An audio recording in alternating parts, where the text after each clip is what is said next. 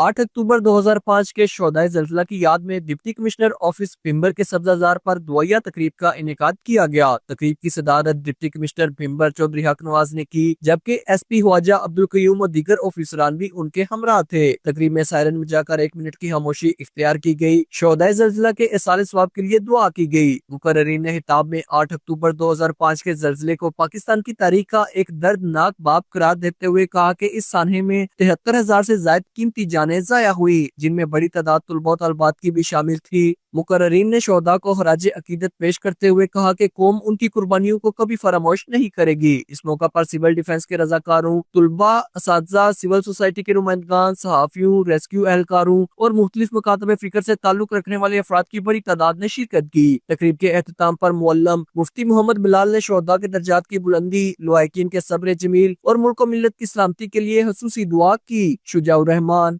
जेके news, Bhimber.